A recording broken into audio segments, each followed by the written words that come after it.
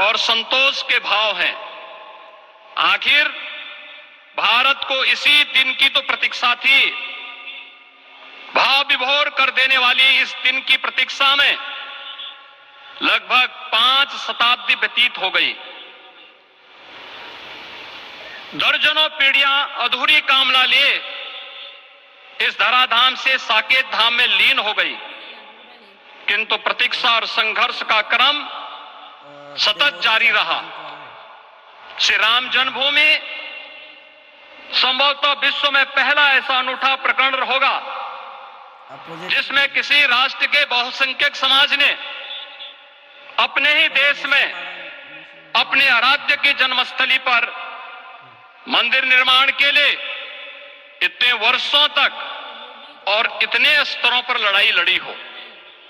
संतों, सन्यासियों, पुजारियों, नागाओं, निहंगों, बुद्धिजीवियों, राजनेताओं, जनजातियों सहित समाज के हर वर्ग ने जाति पाति, विचार दर्शन, उपासना पद्धति से ऊपर उठ करके राम काज के लिए स्वयं को उत्सर्ग किया।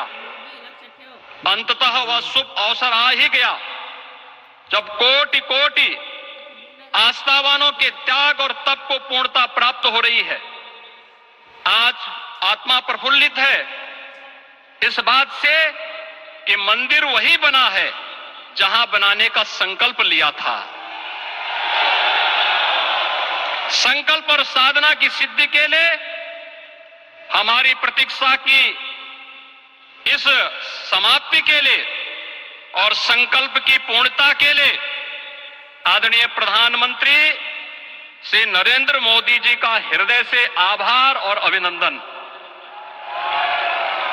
माननीय प्रधानमंत्री जी, 2014 में आपके आगमन के साथ ही भारतीय जनमानस कह उठा था कि मोरे जिय भरोस दृढ़ सोई, मिलहि राम सगुन शुभ होई।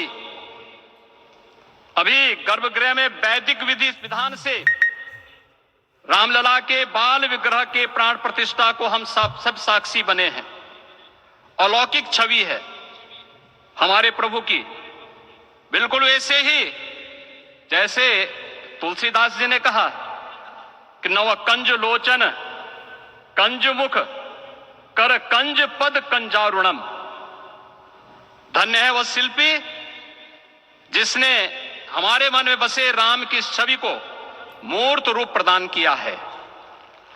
विचारों और भावनाओं की विहलता के बीच मुझे पूज्य संतों और अपनी गुरु परंपरा का पुण्य स्मरण हो रहा है। आज उनकी आत्मा को असीम संतोष और आनंद की अनुभूति हो रही होगी। जिन परंपराओं की पीढ़ियां श्री राम जन्मभूमि मुक्ति यज्ञ में अपनी आहुति दे चुकी है, उनकी पावन स्मृतियों को मैं यहां पर कोटि कोटि नमन करता हूं। श्री राम जन्मभूमि महायज्ञ न केवल सनातन आस्था और विश्वास की परीक्षा का काल रहा, बल्कि संपूर्ण भारत को एकात्मता के सूत्र में बांधने के लिए राष्ट्र